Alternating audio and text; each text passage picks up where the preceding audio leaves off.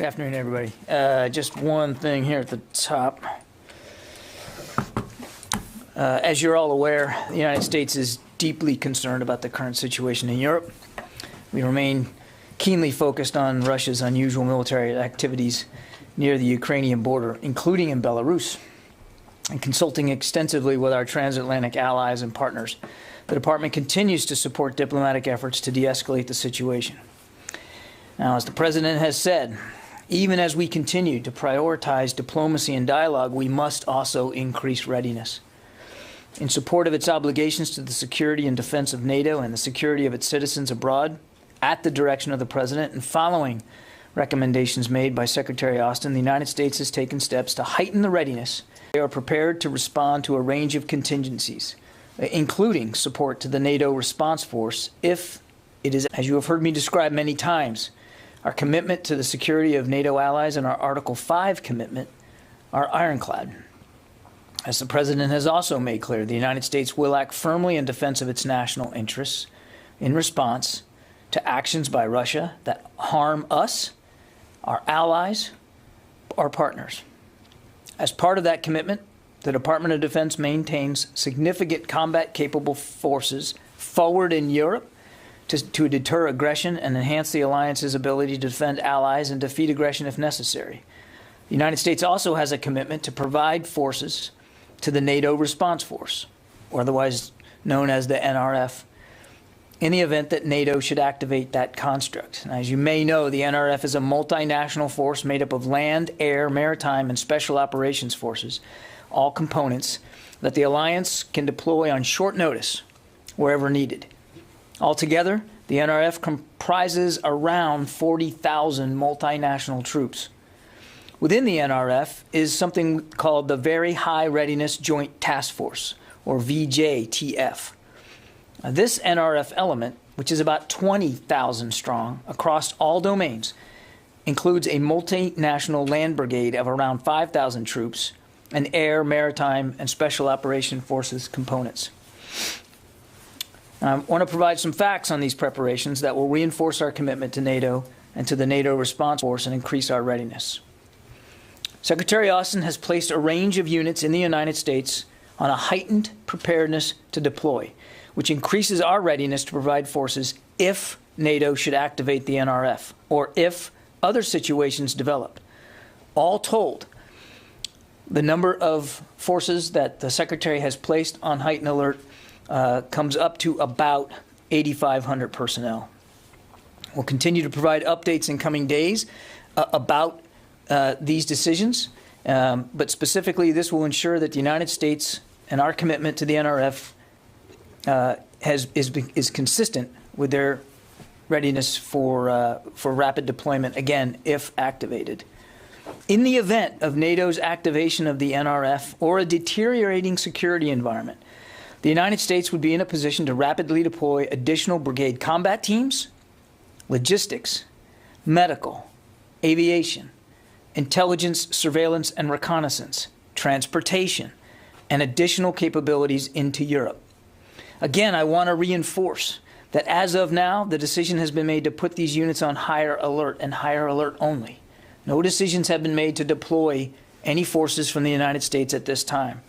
And when I say heightened alert, in some cases, some of these forces were already on a heightened posture, readiness to deploy posture, and the Secretary decided to make it even more, shorten the tether even more. So in some cases, units would go from, say, 10 days prepared to deploy. Now they're at 5 days. That's not the case for every unit that is being notified that they're on a heightened alert. Some are simply more ready and postured that way than others. The idea, though, is that all of these units that he is putting on prepare to deploy will be ready to go on a shortened time frame. Again, no final decision has been made to deploy them. The Secretary will continue to consult with the President, and the United States will maintain close coordination with allies and partners as we continuously review our force posture and make decisions regarding movement of forces into and within Europe. As always, we will remain in close coordination with allies and partners, as well as NATO and other multilateral organizations, as we continue to review our force posture, as we make decisions regarding potential movements of forces into Europe, and as we review the disposition of U.S. forces on the continent. And with that, we'll start taking questions. Bob, I think you are on the line, yeah? Yes, thank you, John. Of that 8,500 troops that you've mentioned, are those U.S. based only? And are they intended only for deployment as part of the activation of the rapid response force, or might they be sent for other reinforcement purposes in Eastern Europe? And lastly, why did the president decide to do this now? What's changed just in the last few days? Since on Friday you mentioned, as you had many times before, that the U.S. was prepared to reinforce in Eastern Europe if there were a Russian incursion only. Okay, I think I've remembered all three, so let me try. First, yes, the up to 8,500, and I want to stress it's up to 8,500. Again, no decisions to deploy have been made. So this is about getting units on an advanced heightened alert. That doesn't mean they're necessarily going anywhere. But of the up to 8,500 that I talked about, they are all U.S. based. And I'm sorry, Bob, your second question was? Are they intended only for the NATO rapid response force, or could they perform other reinforcement functions? The bulk of them are intended for the NATO response force, that the vast majority of. But as I also said in my opening statement, the Secretary wants us postured to be ready for any other contingencies as well. But the bulk of them are aligned for the NATO response force. And then your third question was on timing. I think, we've been watching this very, very closely. I also said that right at the top. It's very clear that the Russians have no intention right now of de-escalating. And because not every one of these units that we are notifying are in, all of them are not in a heightened state of alert, it made prudent sense for the Secretary to want to give them as much time to prepare to be on a shorter tether as he can, just in case. Again, I want to stress, particularly with the NATO response force, it has not been activated. It is a NATO call to make, but we have contributions to that response force, as do other nations. As I said, it's 40,000 some odd strong. Our contributions don't come near the 40,000 number. Other nations are going to have to contribute as well. But for our part, unilaterally, we wanted to make sure that we were ready in case that call should come. And that means making sure the units that would contribute to it are as ready as they can be on as short a notice as possible. Barb. What's three quick things? What specific military capabilities do these U.S. troops bring to Europe, these 8,500? Second, could you say with some specificity what is the exact mission for these troops? And what will your measure of success be? How will you know when the mission is accomplished? Yeah, so on capabilities, Barb, I touched this in the opening statement. Again, when we are able to identify the units for you, we'll do that. The reason why I don't have specific units today is because the units are being notified as well as family members, and I think you can understand we wouldn't want to get out ahead of that notification process. But broadly speaking, as I mentioned at the top, these would be additional brigade combat teams, logistics personnel, medical support, aviation support, intelligence, surveillance, and reconnaissance, as well as transportation, and maybe even some additional capabilities after that. Again, when we can identify for you the units, I think you'll see that they kind of cover the broad scope of those capabilities. Missions haven't been assigned. The Ready Response Force hasn't been activated, and so there's not a mission per se. This is about the Secretary wanting to get ahead of the potential activation and making sure that these units have the time to prepare if and only if they're deployed. And then you had when will you know success? Again, there's been no activation, so there's been no mission assigned. So it's very difficult for me to give you an up check or a down check on on what equates success. What this is about, though, is reassurance to our NATO allies. And we've been talking about that for quite some time, that we're going to be ready, we're going to be prepared to help bolster our allies with capabilities they might need.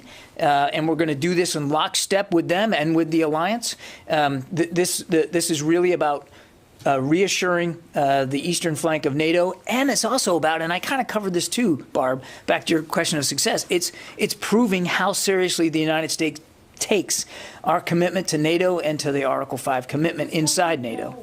How will you know when your military goals are achieved? Again, Barb, there's been no mission assigned right now. This is about getting troops ready. And back to what we're trying to achieve is a couple of things. Obviously, we still would like to deter Vladimir Putin and the Russians from another incursion, number one. Number two, it's to make sure that we're bolstering and staying unified with the alliance, that the alliance stays strong. And so the large bulk of the reason for this, these prepare to deploy orders is really to make sure that we're ready to bolster the NATO alliance and to prove the solidarity of the alliance. Those are the two sort of big outcomes here. But again, no mission has been assigned to these troops. No deployment orders have been sent to them. What the Secretary, in some cases, on a much shorter tether than what they had before. Jen. John, can you rule out sending U.S. troops to Ukraine? That is, I think the president has already spoken to that. As you know, Jen, we already do have advisors and some trainers in Ukraine. They are still there at their work. So if you're not willing to send troops to Ukraine, what makes you think that this is going to deter Vladimir Putin? I think there's a whole package of things that the administration is looking at to try to deter Vladimir Putin from another incursion, including very severe economic consequences. This is about sending a strong message that we're committed to NATO and we're committed to assuring that our allies have the capabilities they need in case they need to defend themselves. And do you need a new AUMF to send these troops to these 8,500? I'm not aware of any such requirement at this point. And again, we have long-standing commitment to the NATO response force. We are just one of many nations that will contribute to it. And this is very much in keeping with the policies and the procedures that have been laid down for activation of the NRF. Again, if it's activated, and it has not been. David. Are most of these 8,500 ground forces, would they go to the eastern flank? And have you put any units in Europe on alert? I think, again, yes, I think the bulk of them would be considered ground forces, David. As for Europe, as I've said before, there are lots of force capabilities already on the European continent under General Walters, and I'm absolutely not ruling out the possibility that there will be intra-theater moves as well inside Europe to bolster NATO allies on the eastern flank, and that kind of gets at your second question, which is we're still in consultation with the allies about what they might need, and so I don't have any decisions to read out in terms of specific locations. But we certainly have made it clear to the eastern flank allies that we're prepared to bolster their capabilities if they need it. Again, I want to go back to a core foundation here. The bulk of the troops I'm talking about today are intended for the NATO response force, the vast majority of them. And that response force can only be activated by the alliance. It hasn't been. It is our contribution to the response force, and we want to make sure that they're ready to go. I think it's really important to keep remembering that. No deployment orders have been sent. No missions have been assigned. This is really about getting folks ready to go in case they're needed. Courtney. So the ones that wouldn't be assigned to the NATO response force, they would be going in unilaterally on behalf of the United States to some neighbors, right? Can you give us any number?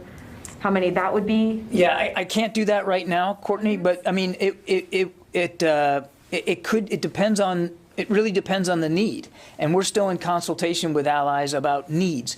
So I really would be reticent to give you a hard number right now. But we are in active discussions with our allies about any additional capabilities they might need on top of or outside of the NATO response force. Does that include some of these intra-theater moves that you're talking about? Could. So there could be movement within EUCOM, U.S. troops that are moved going to NATO allies that would not be part of the NATO response force? Yes, ma'am. Okay. That is right.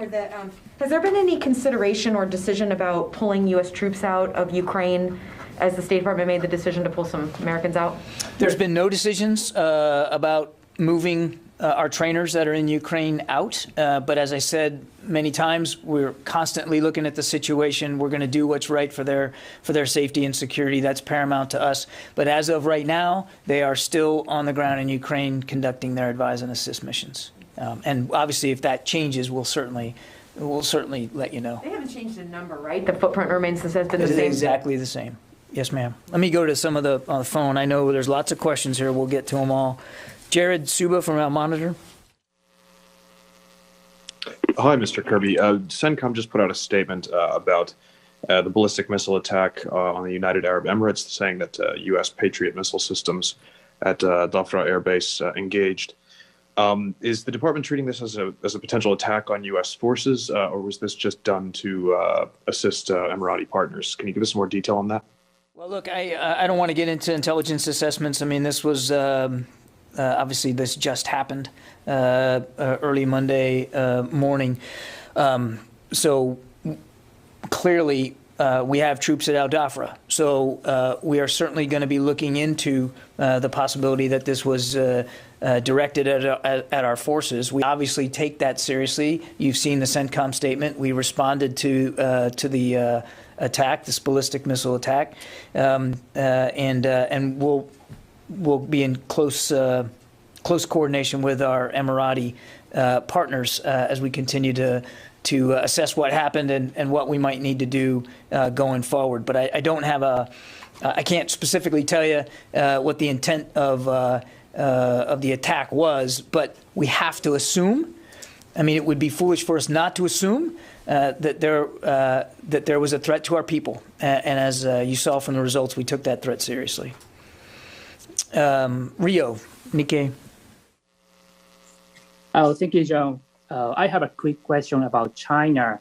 The U.S. Navy is now operating 2 carrier strike groups in the Western Pacific, and they recently conducted a large-scale military exercise with Japan.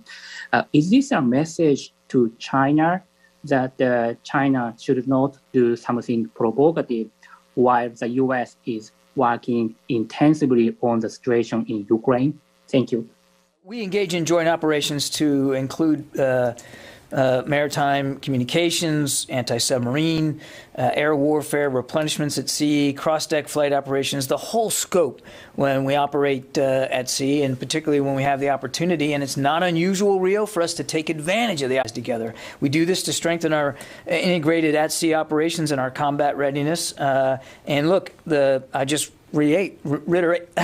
Try this again in English. I would reiterate that all the training will be conducted in accordance with international law in international waters. Janie. Thank you, John. I have 2 questions for one is North Korea, one is South Korea and China. And the South Korean National Intelligence Service mentioned about the possibility of the North Korean ICBM test fire. And he pointed out that this was intended to pressure the United States. What is the U.S. response to the imminent test fire of the North Korean ICBM? Well, I'm not going to get ahead of test fire launches that haven't happened yet, but we've been very clear about our concerns over the advancing nuclear ambitions and ballistic missile capabilities of Pyongyang. We'll continue to condemn it and to call on the North to cease these provocations and to abide by international law and these Security Council resolutions and to try to find ways to de-escalate the tensions. We've said very clearly, I won't speak for my State Department colleagues, that we'll be willing to sit down with them without preconditions. They've shown no desire to move that forward. China justifies North Korea's missile provocations. Do you think that China's continued support for the North Korean provocations is part of the strategic competition with the United States? To ask President Xi that, I mean, look, China's a neighbor, direct neighbor of North Korea. They have influence in Pyongyang. We know that. They know that. Pyongyang knows that. And we've continued to call on China to use the influence that it has to support the international community and UN Security Council resolutions that China themselves have signed up for to help get them enacted and to support the sanctions, support them and to enforce them in a comprehensive, cohesive way, which the Chinese have not always done. Let me go back to, sorry, I'll go to you, Nancy, and then I'll go back to the phones. Go ahead. Just a couple clarifying points. Is there a time limit to this prepare to deploy order, or is it open-ended? And would there then, if it is open-ended, therefore be a time when the Secretary would issue another order sort of saying, stand down, essentially? Well, remember what it is. It's telling a unit, or in this case, several units, to be prepared to deploy on a shorter tether than whatever it was before. In some cases, as I said, it was 10 days, now it's 5. And there's no time limit on that preparation order because we don't know, excuse me, if or when they would actually be activated and deployed. And to Courtney's question, I just want to stress again, the vast majority are comprise our contribution to the NATO response force. There are some that we are advancing their alert posture that are simply unilateral, that we would consider sending on our own. Again, in concert with allies, you got to talk to the folks that are going to host them and make sure that that's okay. But there's not a specific time limit assigned right now. But it is something that the Secretary is going to continue to look at, if certainly if not weekly, then even daily, to make sure that it's still the appropriate tether to have these troops on. And then could you clarify for me, you mentioned that they would be in support of this NATO mission. Is there any point where they would be under a NATO commander, or would General Walters be wearing a different hat potentially when he takes command of them? Well, I couldn't get into specific command and control here. Again, the response force hasn't been activated. But you're right, General Walters is the Supreme Allied Commander in Europe, the head NATO commander. So ultimately, they would all be reporting up underneath him. But what the exact chain of command would be, it's difficult for me to say when they haven't even been activated. Let me go back here. Let's see. Kelly Meyer from News Nation. John, thanks for taking my question. I know we kept talking here and saying, diplomacy is not dead here, but with the U.S. now preparing to send troops to allies on the eastern flank, is this just further agitating Russia? And we're telling diplomats' families to leave and Americans to leave. So is this moving on from a diplomatic effort to preparing for an invasion? Not at all. Again, what we're telling these units to do is to be ready to go on a shorter timeline than what they were before. We are not deploying them now. We are not saying diplomacy is dead. You heard Secretary Blinken talk about this on Sunday in many outlets, that he still believes there is room for discussion and dialogue. I said that myself in my opening statement. We absolutely still believe that there's time and space for that. And frankly, the Department of Defense fully supports that as being the way forward here, the way to a solution that de-escalates the tensions. But it would be irresponsible if, given the indications that we have, that there is no intent by the Russians right now to de-escalate, and given that it takes a matter of time to get units more ready to go on a shorter time frame, it'd be irresponsible if we didn't think about making sure that they had plenty of time to prepare. And that's all we're doing at this point. Let's see, John Turpak. Yes, can you hear me? Can you hear me? Yes, sir, I got you. Okay, so to activate something like this, you'll probably need to have the Air Force in place. Have you increased the number of tankers at Mildenhall or throughout Europe? And do you anticipate that there could be a bomber task force deployment to Europe in the near future? I refer you to EUCOM for things like bomber task force plans. I don't have specific things to talk about like that today. And again, please remember what this is about. This is about placing units on a heightened alert. It does not mean that they're going to be jumping on gray tails tomorrow and leaving. Obviously, if there's a need for additional air transport, we'll deal with that. Transportation Command, is tracking these prepare to deploy orders and will obviously be postured as appropriate to support if needed, but that's if needed. All we're doing at this point is placing these units on a heightened alert posture. Tom Squitieri. Hey, thanks, John. Good afternoon. Is NATO, in NATO's support of its eastern members as well as Ukraine, is that support more complicated today? Because as General Walters and EUCOM have concurred, there's not one, but now several folded gaps on possible invasion routes? I'm going to try repeating your question because I'm not sure I totally got it, Tom. Are you talking about evacuation routes of Americans leaving Ukraine, and is that harder to do now? Is that? No. Can you hear me okay? You hear me now? I got you, Tom, but I'm not sure I got your question. Okay, let me repeat it. Is the preparations by NATO and more complicated now to support its eastern members and Ukraine? Because unlike during the Cold War, when there was only one folded gap, there are now more than one folded gaps. Well, I would just tell you, without getting into a historical comparison, and it's usually not useful to go back into history and try to find exact comparisons. The actions that Russia, its neighbor, further, and to potentially violate further Ukraine's territorial integrity certainly make things more tense on the European continent writ large.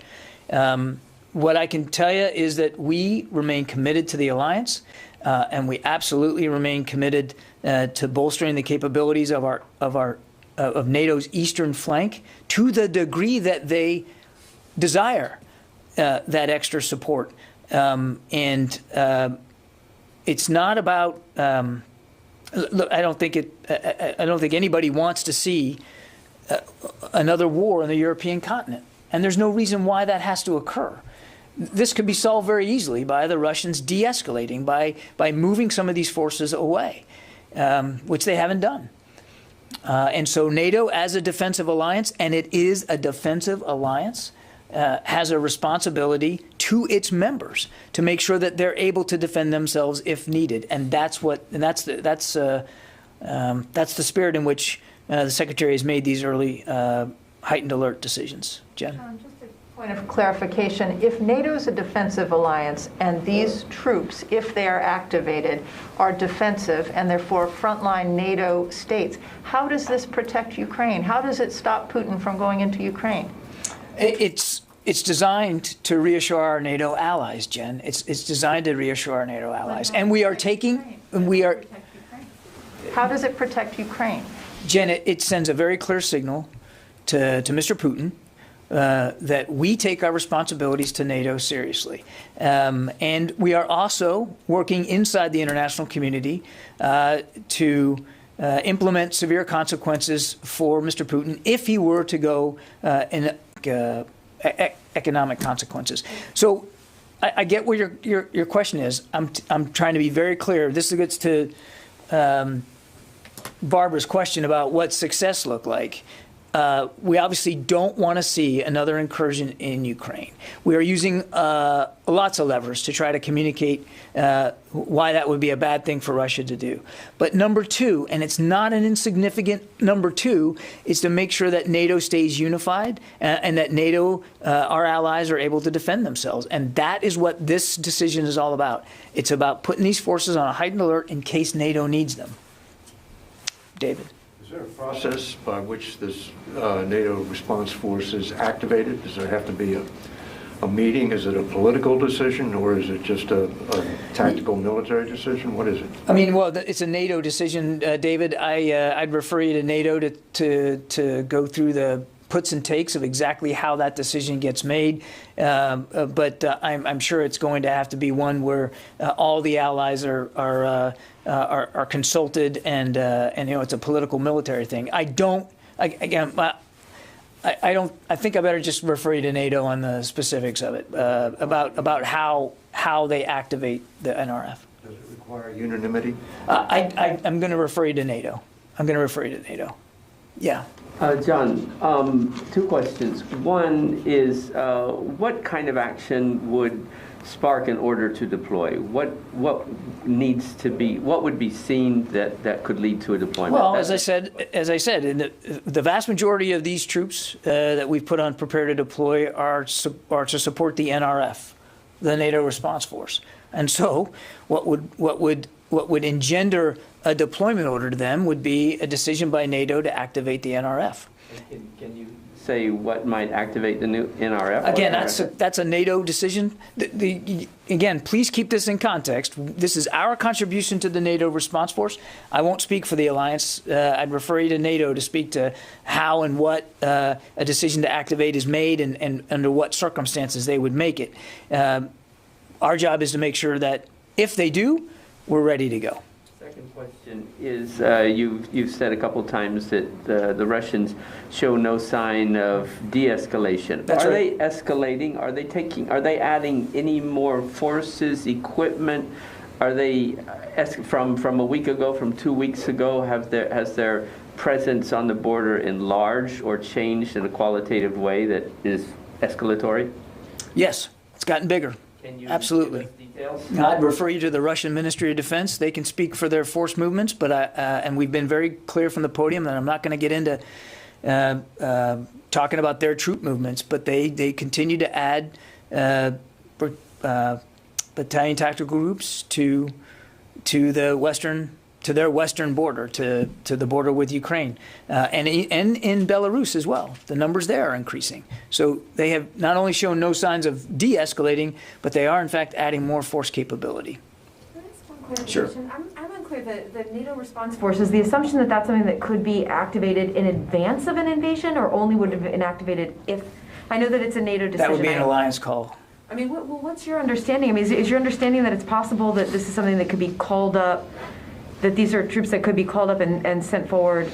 Again, I'd refer you to Brussels court. It's really a decision for NATO to make, and what the criteria are for activating it is really for them to speak to, not for us. There's no, I don't know of a specific. I mean, it's a existing response force, right? And when it was established, it wasn't established specifically for the purposes of Russia invading Ukraine again.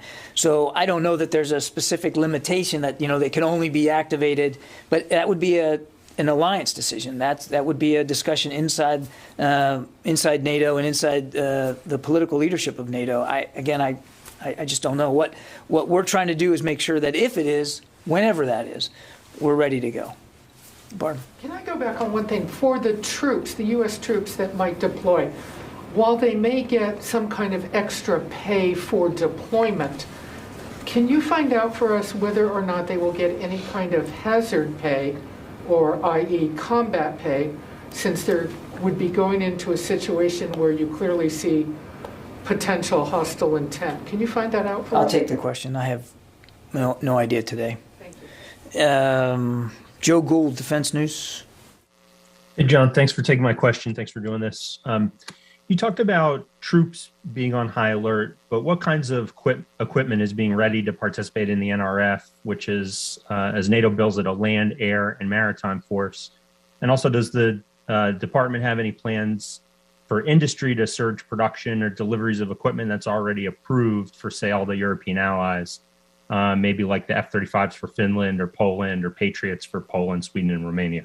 Thank you. Military sales, Joe, you're going to have to talk to the State Department. That's their province, not ours. As for the kinds of, I guess you were asking about systems. As I said, these are brigade combat teams. logistics personnel, medical, aviation, and aviation support, of course, all the kinds of logistical and sustainment support that would go to be able to keep these forces in the field for an extended period of time, transportation, command and control capabilities, communication capabilities, as well as the systems themselves. I think a lot more specificity will be clear once we can start identifying for you the units. We're just not able to do that today because unit notification is ongoing, and I think you can understand we wouldn't want them to find out from me at the podium that they're being put on a shorter tether. We want to do this the right way. But as we start to identify the units, I think the answers, specific answers to your question will become a lot more clear. Jeff Selden, VOA. Hey, John, thanks very much for doing this. Can you give an update on U.S. support for the Syrian Democratic Forces as fighting with ISIS in Hasaka is now extending into a sixth day? Are U.S. or coalition ground forces firing on, engaging with ISIS on the ground? Some reports from Hasaka seem to suggest they are. And is the Pentagon reviewing its force posture in Syria, given the size and scope of this attack? And separately, on Burkina Faso, what impact is the attempted ongoing coup there having on U.S. cooperation with the Burkina Faso's military on counterterrorism efforts? Yeah, on Burkina Faso, I'm going to have to take the question and get back to you. I'm not aware of any impact right now, so let me just take that question. On coalition support for the Syrian Democratic Forces' ongoing efforts to deal with this prison break, and I would refer you to OIR for more detail here, but just broadly speaking, and I've already talked about this a little bit, we have helped provide real-time surveillance during the event. We have conducted a series of strikes through this days-long operation to include the precision targeting of ISIS fighters who were attacking the SDF from buildings in the area. And we have provided limited ground support strategically positioned to assist security in the area. For instance, putting Bradley fighting vehicles across access points to help block as obstacles. So there's been some limited ground support. Beyond that, I would refer you to OIR to get into more details. Tony Capaccio.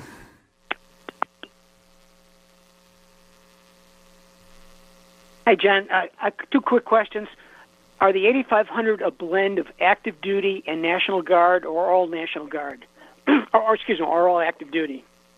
I think the large portion of them is going to be active duty, Tony, but I can't swear to you that there won't be reservists involved in this as well. Again, all this will become more clear once we're able to identify the specific units. But the vast majority will be active duty. Louis Martinez. Hey, John. I'm sorry. Tony was going to ask another question if Tony wants to go. Okay, John, is that all right? Another one. My apologies. Okay, John, is that all right? Yes, sir. How detailed a ground picture of Russian forces along the Ukraine does the Pentagon at this point possess? I mean, is it possible that we'll know, the U.S. will know if, in fact, an invasion occurs in real time versus a bolt from the blue that catches everybody by surprise, kind of like Pearl Harbor? What I would tell you, Tony, is we're watching it very, very closely, and we believe that we have a pretty good sight picture on what they have there and what they continue to add, both in terms of the western part of Russia as well as into Belarus. We're watching this very, very closely. And obviously, we're mindful of things that the Russians could do that would potentially give us indications of some sort of imminent incursion. We're not there yet, but we are watching for those indicators very, very closely. Go ahead, Louis. Thanks, John. Just following up on what you said so far, that no decisions have been made and that the bulk of these forces are pegged to the NATO Rapid Response Force. Are they mutually exclusive? In other words, can the president decide that he wants these forces, now that they're on a shorter tether, to head to Europe for some kind of unilateral purpose without having to await NATO to even bring this up? He's the commander-in-chief. He can make whatever force decisions he believes is most prudent. What he has decided is that our commitment to NATO is paramount right now, and that's why he approved Secretary Austin's recommendation that these additional units be put on a heightened alert, and that's where we are right now. Again, I won't speculate or hypothesize about future force deployment decisions that the commander-in-chief might make, but he obviously has the purview to shape force posture decisions as he sees fit, given the advice and recommendations that he gets from the secretary and from the chairman. Okay, I'll take a couple more. Yeah, go ahead. Sort of following up on Jen's question earlier, if you're talking about reinforcing NATO's eastern front, do the countries on Russia's border, the NATO countries, say they are threatened by this Russian positioning against Ukraine, so that they need the reinforcements? You would have to talk to each of those governments. We're in touch with them. I can tell you that they, by and large, again, I won't speak for other countries, but by and large, they are equally as concerned about what Russia's doing as we are and as so many of their other allies are. I would stress, again, that even in the event that we provide additional resources unilaterally, that is outside the NATO response force, and that's a possibility, even from inside Europe, it would be done in full consultation and coordination with a given ally partner nation. We wouldn't do it, you just don't go walking into another country just for the sake of being there. It's a thing you do in coordination and consultation with them. So to answer your question, in terms of whatever force deployments we might do, it would be at the request and with the support of a nation that did feel, for whatever reason, that they needed these extra capabilities. But is there any sense that the Russian troop presence on Ukraine borders actually threatens a NATO partner? I believe, again, I won't speak for other countries. I believe they have spoken for themselves about the concerns they have about Mr. Putin's potentially aggressive moves here. And we want to make sure, again, back to my answer to Barb, one of the key criteria here is being able to make it clear that we take our Article 5 commitments to NATO very, very seriously. Yeah, Jim. John, what effect does the Secretary's decision have on the 8,500 service members concerned? I mean, I imagine all leaves and passes will be canceled right now. Are they packing up gear? Are they anticipating having that? Well, they're just being notified today. Some of these units are already, just by nature of who they are and where they are, on a shortened tether. You know that. What the Secretary decided to do in many of these cases is shorten it even more. So from, in some cases, 10 days prepare to deploy, you got to be ready to go in 10 days to now 5. So they will, it depends on the unit, but they will have to make whatever preparations they feel they need to make to be able to meet that 5-day commitment. That doesn't mean that in 5 days from now they're going. It just means that they need to be ready to go in as little as 5 days if asked for. So they will be doing all kinds of different things to help get them ready for that. And again, it would depend on the unit, whether it's maintenance on vehicles and systems, whether it's getting some things pre-positioned and packaged up and ready to go. Certainly there'll be, for the forces involved, I'm sure personal readiness things that they have to do. And that's, again, one of the reasons why I'm not giving units today, because the units are getting notified, and we want to also give them time to talk about this with their families so that their families are ready for this potential, and I say potential, deployment order that could come. But what's happening now is just getting them ready on a shorter tether. Not all of the units are already on such an advanced PTDO status, and so it will take them a little bit longer to get into a heightened alert posture. That's why we're doing it now, so that they have ample time to prepare. Okay? But is it correct that no one is deploying in the next 72 hours? Today, we're not talking about deployment orders. We have no deployment orders to speak to, Barb, and I think I'm just going to leave it at that. All right. Thanks, everybody.